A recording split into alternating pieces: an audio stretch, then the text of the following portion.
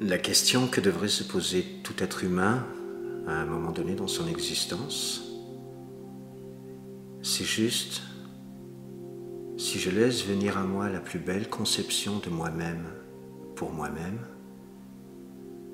qu'est-ce que je conçois? Qui je sais être?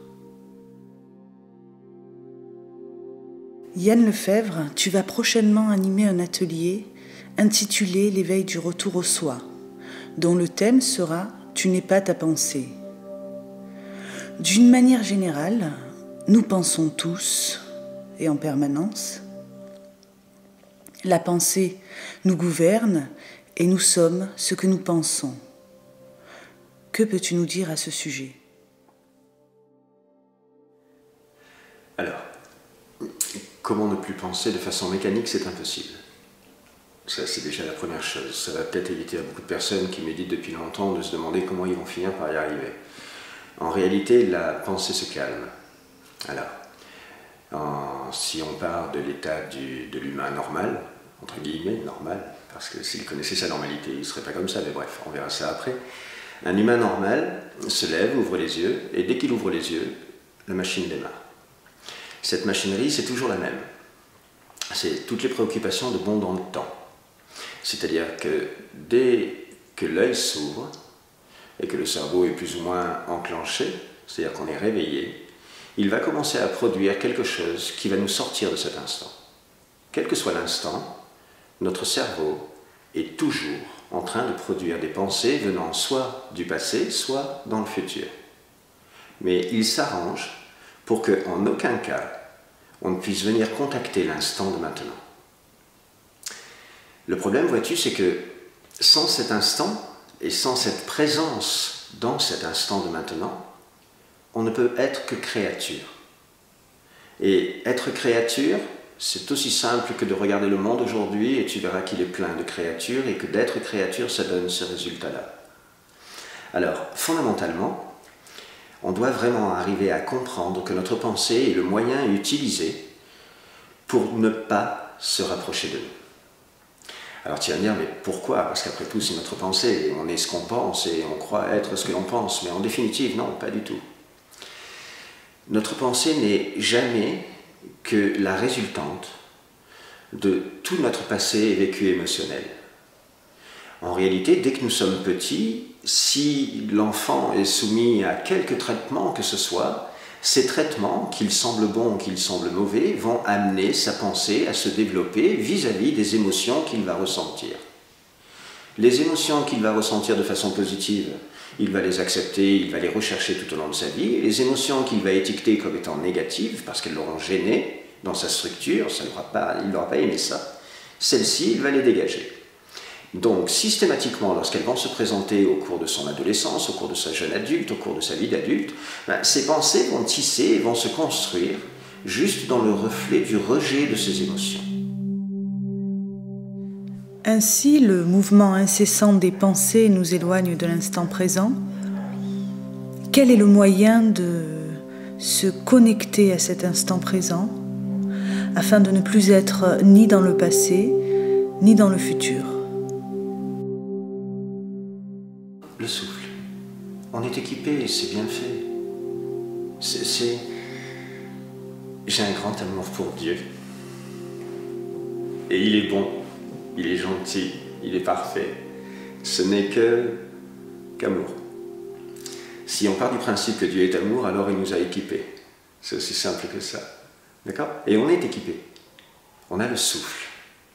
Il y a malheureusement des êtres qui n'ont pas de souffle, qui ont un problème respiratoire, d'accord. Mais dans l'ensemble, nous sommes tous connectés à notre souffle. Nous vivons avec ça. On parle de premier cri du nourrisson et du dernier souffle du mourant. Le souffle est la vie. Et nous sommes dans le souffle tout le temps. Mais jamais consciemment. Notre corps respire tout seul. Au même titre que nos pensées d'ailleurs. Nos pensées fonctionnent toutes seules. Qui pense? Qui pense vraiment? Véritablement, je veux dire, à quel moment dans la journée on a une pensée concentrée, maintenue, ou dirigée, en tout cas? Pas tant que ça. Les gens considèrent des pensées dirigées parce que s'ils se mettent à lire un livre, mais s'ils lisent un livre, ils ne vont pas forcément avoir une pensée dirigée, ils vont être dans une histoire. la pensée ne sera toujours pas là. Le seul moyen de calmer la pensée, c'est de revenir au souffle, en sachant que tout ce que nous trouverons ici est notre véritable essence. Et le moyen le plus simple qui nous soit donné, c'est le souffle. À aucun moment le souffle ne sort de l'instant de maintenant. Quelle que soit la vague, il est toujours dans l'instant, tout le temps. C'est un moyen sûr, merveilleusement simple d'être là. Et quand on a la clarté d'esprit de s'offrir cette opportunité et de juste tenter l'expérience du souffle, alors on se rend compte que la pensée s'éteint. Elle ne s'éteint pas, elle s'apaise. Mais c'est presque comme si on baissait un halogène. On va avoir la descente, ça va se calmer, et le souffle va devenir prédominant. Quand on est concentré dessus, on finit par se rendre compte et constater qu'on possède plein d'états différents intérieurement. Et dans tous ces états, au fond, il y a ce que nous sommes. Et ce « je suis » là ne peut être contacté que dans le souffle. Et de façon consciente ou moins consciente, l'humanité entière cherche ce « je suis ». Et « je suis » est juste là. Le seul problème, c'est que notre pensée ne le voit jamais, parce que notre pensée, elle n'est jamais là. Il faut juste comprendre ça, parce que dès qu'on le comprend, dès qu'on en prend toute la portée, alors on l'actionne, et en l'actionnant, on s'en rend compte. Ça ne devient plus une croyance, c'est pas quelque chose de rajouté aux sommes de toutes les croyances. C'est un véritable vécu, un véritable ressenti, nos sens ne nous mentent pas. Quand on ressent quelque chose, c'est vrai. C'est une vérité absolue, nous l'avons ressenti. Alors que le reste en pensée n'est que théorique. Notre pensée n'est capable que de nous dire qu'on est bon à rien. On n'est jamais à la hauteur. On n'est pas ci, on n'est pas là. Et ça a beau crier dedans, elle nous dit oui mais, oui mais, oui mais. C'est une phrase somptueuse, c'est même pas une phrase. C'est l'empêchement humain, oui mais. Ce oui mais permet à la pensée de reprendre les commandes systématiquement. Je le vois avec mes patients. Je les ai avec moi, ils sont ouverts parce qu'ils sont dégagés, ils respirent, et quand je commence à leur transmettre quelque chose d'un petit peu plus profond et ils sont dans l'état de le recevoir, à ce moment-là, la plupart du temps, je vois leur corps se refermer, ils prennent une posture bras fermés, ou leurs jambes se croisent, il y a un positionnement de repli, et tout de suite, une fois que j'ai fini de leur expliquer, la première phrase, entre parenthèses, c'est « oui mais, c'est pas facile, hein. On peut pas. Ma tête ne veut pas. Ah oui, mais c'est compliqué la respiration. Oui, mais c'est dur le souffle. Ah ouais, mais ça doit être vachement bien. Hein. Ça doit être vraiment intéressant. Qu'est-ce que ça doit faire du bien? Et la pensée est tellement convaincue de savoir ce que le souffle peut donner qu'on ne respirera pas. On va continuer. Et on va continuer à créer ce qui ne nous plaît pas. On va continuer à se sentir mal, se sentir à côté, pas se sentir dedans du tout. Tout ça à cause de quoi? D'une pensée qui tient le volant et qui ne sert à rien, puisque en étant objectif, si on regarde derrière, on se rend compte que les résultats de notre pensée, pas très satisfaisants. On ne se sent pas particulièrement épanoui, on ne se sent pas particulièrement réjoui, on ne se sent pas particulièrement joyeux.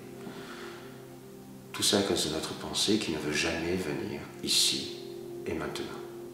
Notre pensée est le lien qui nous sépare. Et quand on comprend ça, et qu'on se met à appliquer des mécanismes très simples, il n'y a pas besoin d'aller dans une grotte pour comprendre ça. On peut l'appliquer tout le temps, dans sa voiture, au boulot, en faisant l'amour, en faisant des omelettes, en faisant ce qu'on veut, on s'en fout. Le souffle est tout. Et le souffle vous maintient un instant, mais votre vie change quand vous êtes dans l'instant. C'est plus la même vie. Vous la vivez, vous la voyez apparaître, vous la créez. Ça devient conscient. Vous cessez de subir, juste dans l'instant. Et la pensée ne veut pas, elle n'est pas d'accord. C'est un énorme boulot. Il faut travailler à ça. Il faut travailler à cela. Respirer. Ainsi, quels sont les effets positifs du souffle dans notre vie quotidienne? Alors, la première basique, c'est que dès qu'on se met à respirer consciemment, dans un premier temps, on obtient une détente. Cette détente, c'est déjà un désamorçage de la tension. Donc déjà rien que là, si tout le monde avait accès à ça facilement, ce serait déjà fantastique parce que tout un tas de tensions qui existent disparaîtraient juste dans un souffle.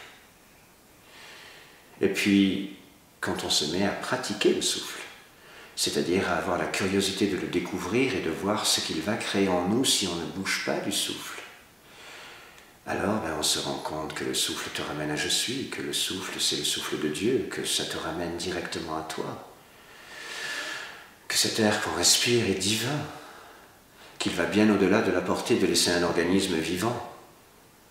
Il te ramène à ce que tu es toi, il y va tout droit, il fait tomber tes pensées, mais quand tes pensées disparaissent, qu'est-ce qui reste?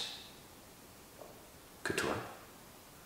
Et quand tu te découvres toi et que tu te souviens de qui tu es vraiment, simplement en laissant venir, il n'y a pas besoin de chercher. Il n'y en a pas un sur cette terre qui ne sache pas qui il est. Le problème, c'est d'oser l'être. Et votre pensée ne veut pas. C'est ce que tu inspires qui vient te remplir. Et c'est ce que tu expires que tu donnes au monde. Quand tu le fais en conscience, c'est magique. Ça a une portée illimitée. Ça te ramène à ton illimité.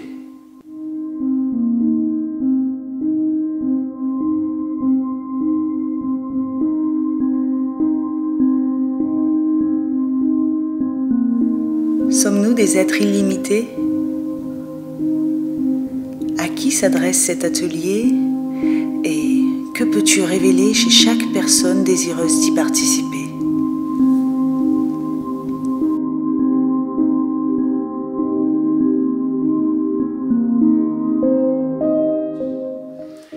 Je vais me baser sur ce que je pratique au quotidien. Tous les jours, j'ai des gens qui viennent me voir qui sont en souffrance. Ils sont en souffrance et ils sont en souffrance physique, c'est-à-dire que la souffrance émotionnelle s'est tellement installée que leur corps physique crie. Donc ils arrivent en étant bloqués. Ils sont bloqués à différents niveaux de leur corps, à différents niveaux de leur système émotionnel, et les mécanismes que j'utilise les débloquent. Le fait est que je sais faire ça. C'est-à-dire que mon expérience, sans parler de mon expérience, parce que ça n'a pas beaucoup de sens, l'expérience c'est une notion de pensée, c'est même pas mon expérience, c'est mon état d'être. Ma perception de la vie est comme ça. Je sais où sont les nœuds, je les enlève et je révèle. Je recontacte, alors je recontacte pas les gens pour qu'ils soient recontactés, soudés à eux-mêmes pendant l'éternité. J'aimerais pouvoir faire ça, mais ce serait pas légal. Je les recontacte dans le sens où je dégage ce qui les gêne. Tout l'émotionnel emmagasiné sur les années, au fil du temps, toute cette pression qui est autour d'eux parce qu'ils n'ont pas compris qu'une émotion refusée, c'était une émotion qui persistait. Toutes ces choses-là disparaissent et du coup on obtient des ouvertures.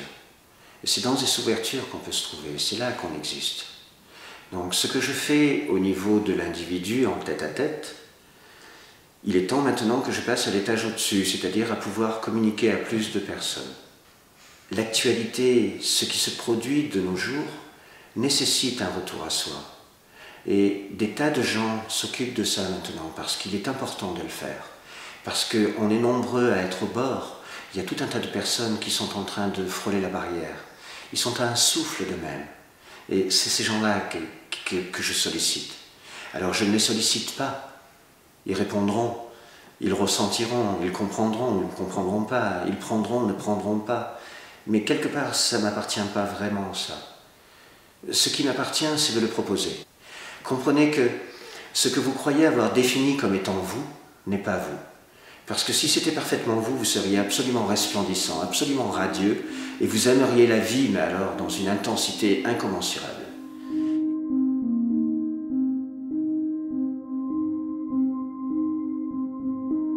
Depuis de nombreuses années, tu soignes des humains qui viennent te voir à ton cabinet, qui éprouvent des douleurs physiques, qui éprouvent des blocages émotionnels, des tensions.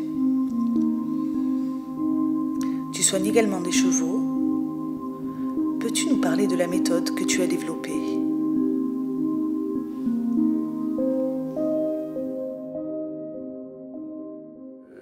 Je dégage tous les blocages musculaires. Je t'explique. Je me suis rendu compte que tout était émotion. J'ai pris conscience de ça assez jeune. Les émotions, quand elles sont refusées, viennent impacter notre corps. En impactant notre corps, si nous n'en tenons pas compte, si nous ne les laissons pas passer au travers de nous, elles vont automatiquement créer un blocage. Ce blocage va correspondre à une zone émotionnelle précise à chaque fois. Un lumbago, un sciatique, une entorse, une lombalgie, une dorsalgie, une épaule, peu importe la douleur, quelque chose en nous va se verrouiller. Les gens souffrent. J'ai entendu il y a une vingtaine d'années, ça passait beaucoup à la télé, le mal de dos, le mal du siècle. Et c'est ce qui m'a décidé à régler ça. Oui, à régler ça. J'ai trouvé la solution pour régler le mal du dos. C'est un peu étrange, mais tous mes patients le confirment. Et c'est très simple. Il s'agit simplement d'aller chercher le problème où il se trouve et de l'évacuer. Et il existe des méthodes très simples aussi pour obtenir ce résultat. Donc voilà, j'ai développé une méthode qui s'appelle LMP. Je l'ai baptisée comme ça, c'est ma création. LMP parce que libération musculaire profonde. Et il se trouve que quand on travaille et qu'on combine à la fois l'aspect physique et l'aspect énergétique, eh bien, en dégageant le système musculaire et en enlevant la contracture qui crée toute cette tension et qui empêche le corps de se bouger de façon naturelle, de se déplacer de façon naturelle, on décroche aussi l'émotion qui a créé cette tension. Quand on déverrouille un muscle, on supprime tout ce qui a été créé avant ce verrouillage. La tension musculaire s'efface et la libération émotionnelle s'opère. Ça crée un espace et ça ramène à maintenant. Les émotions sont toujours des éléments passés. Et en résonance avec quelque chose que nous vivons aujourd'hui, elles se réveillent et nous bloquent. Une fois qu'on en est dégagé, on se retrouve